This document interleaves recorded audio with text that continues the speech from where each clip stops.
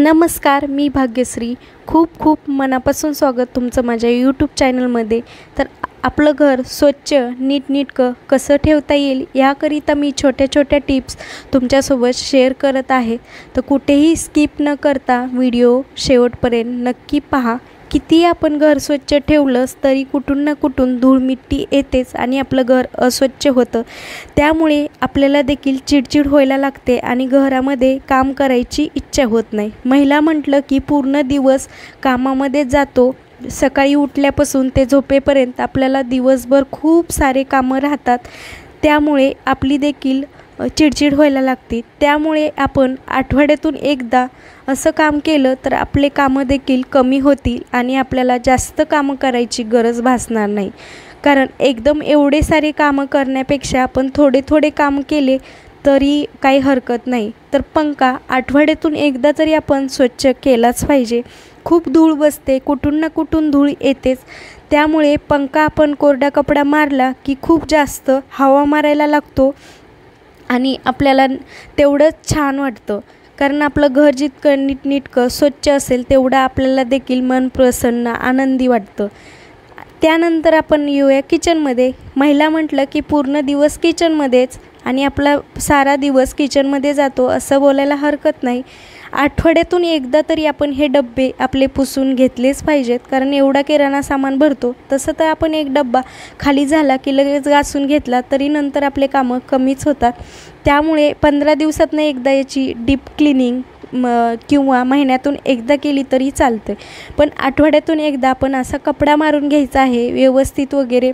खालून देखील आपण साफसफाई करून घ्यायची आहे. त्यानंतर आपले डब्बे ठेवून त्याच्यावरती देखील धूळ साफ करायची आहे.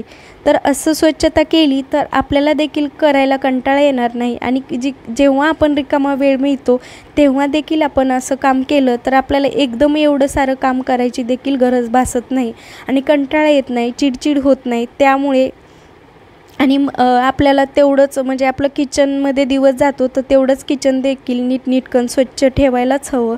त्यानंतर आला आहे किचनवटा. किचनवटा म्हणलं तर दिवसभरातून कितीतरी मसाल्याचे फोडणीचे पदार्थ आपल्या ह्याच किचनवरती ह्याच गॅसवरती होतात. त्यामुळे स्टाईल तर एवढी खराब होतेच, पण आपल्याला तो घासायला कितीतरी मेहनत आणि कितीतरी घासणी साबण लावावीच लागते. त्यामुळे आठवड्यातून एकदा तरी आपण असं किचनवटा साफ करायचा आहे. आणि आपण किचनवटा जेवढा स्वच्छ करतो तेवढंच आपल्या गॅस खाली देखील आपल्याला काळजी घ्यायची आहे. कारण कितीतरी फोडणीचे पदार्थ, चहा, भाज्या वगैरे सांडल्या जातात आणि आपल्या किचनकडे दुर्लक्ष होतं. त्यामुळे वास देखील यायला लागतो. त्यामुळे गॅस खाली देखील तेवढी स्वच्छता करणं गरजेचं आहे. आणि जेव्हा डाग पडतो मसाल्याचे वगैरे तर कपडा मारला की एवढासा आपल्याला नंतर मेहनत करायची गरज भासणार नाही. त्यामुळे जेव्हा जेव्हा डाग पडेल तेव्हा तेव्हा किचन पुसूनच घ्यायचा. तसं तर आपण आठवड्यातून जेवढं शक्य होईल तेवढं किचन स्वच्छ ठेवलं तरी चालेल. पण एवढं कोणाला म्हणजे कामं असली तरी होत नाही शक्य. त्यामुळे आठवड्यातून एकदा तरी किचन स्वच्छ केलंच पाहिजे. मला जेव्हा वेळ मिळेल तेव्हा मी किचन 2-3 वेळा तरी आठवड्यातून धुतेच किंवा एकदा तरी जसं शक्य होईल तसं तरी मी स्वच्छ करण्याचा प्रयत्न करतेच. आणि आपले महाराष्ट्रीयन पदार्थ खूप तेलकट तुप्पट असतात. त्याच्यामुळे स्टाईलवर देखील खूप चिकट डाग पडायला लागतात आणि खूप दुर्लक्ष केलं की हे डाग आपल्याला नंतर निघत नाहीत. जास्त घासणी लावत बसावी लागते आणि आपल्याला खूप कंटाळा येतो. असं वाटतं की जादूची छडी असावी आणि आपल्या किचनवरती फिरवली की किती छान होईल. पण असं नाही होणार. कारण आपल्यालाच हे किचन आपल्यालाच स्वच्छ करायचं आहे. जेवण देखील बनवून तेवढंच स्वच्छ ठेवायचं आहे. त्यानंतर आलेलं आहेत कपाट. कपाट तर आठवड्यातून 2दा तरी स्वच्छ करावंच लागतं. कारण कितीतरी धूळ येतेच. त्यामुळे कपाट स्वच्छ ठेवायलाच हवा. आणि आपल्याला इथे स्पिरिट घ्यायचं आहे आणि कोरड्या कपड्यावरती टाकून आपल्याला स्वच्छ पुसायचं किंवा आपण इथे न्यूजपेपरनी देखील पुसला तरी तेवढा स्वच्छ दिसायला लागतो आपला कपाट. किंवा आपलं जे तोंडाला लावतो पावडर त्याने देखील स्वच्छ केलं तरी खूप छान चमकतो आणि चकाचक दिसतो असं म्हणायला हरकत नाही. त्यानंतर आपले भांडे मांडायची मांडणीतले भांडे एवढे घाण होतात. 15 दिवसातून त्याच्यावर एवढी धूळ दिसायला लागते आणि आपण ताट घेतलं की त्याच्यावर खूपच धूळ दिसते. त्यामुळे 15 दिवसातनं महिन्यातनं एकदा तरी आपले हे भांडे घासलेच पाहिजेत. आणि त्यानंतर आपले भांडे मांडायची मांडणी आहे त्याच्यावरती पेपर टाकून घ्यायचे, म्हणजे आपलं काम कमी होतं.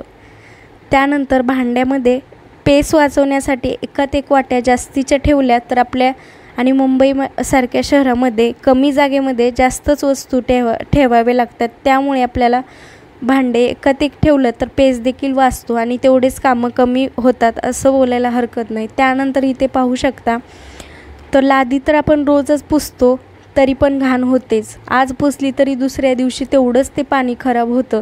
त्यामुळे लादी तर आपण रोज पुसणारच आहात. त्याचबरोबर आपल्याला बाकीचे देखील स्वच्छता ठेवायलाच हवी. 8 दिवसातनं 15 दिवसातनं तरी बाकीचे काम आपण करूच शकतो. एवढे काम नसलं तर आपण जेव्हा रिकामा वेळ असेल तो वेळ आपण आपल्या किचनमध्ये घरामध्ये देऊ शकतो. तर घर असं स्वच्छ नीटनेटकं ठेवलं की तेवढंच निरोगी आयुष्य देखील लागतं असं म्हणायला हरकत नाही आणि घरामध्ये तेवढीच लक्ष्मी देखील येते, टिकून राहते असं बोलायला देखील हरकत नाही. आणि आपण जेव्हा लादी साफ करतो त्याचबरोबर आपलं सोफा फ्रीज देखील स्वच्छ करायचं आहे. त्याकरिता देखील वेगळा वेळ द्यायला लागत नाही. तर कशा वाटल्या छोट्या छोट्या टिप्स कमेंटमध्ये नक्कीच सांगा. आवडले असेल जास्तीत जास्त लाईक करा, शेअर करा. चॅनलवर नवीन आहात, सबस्क्राईब केलं नसेल तर नक्कीच सबस्क्राईब करा. भेटूया असे छान छान व्हिडिओसोबत. तोपर्यंत सर्वांनी काळजी घ्या. वेळात वेळ काढून व्हिडिओ पाहिल्याबद्दल खूप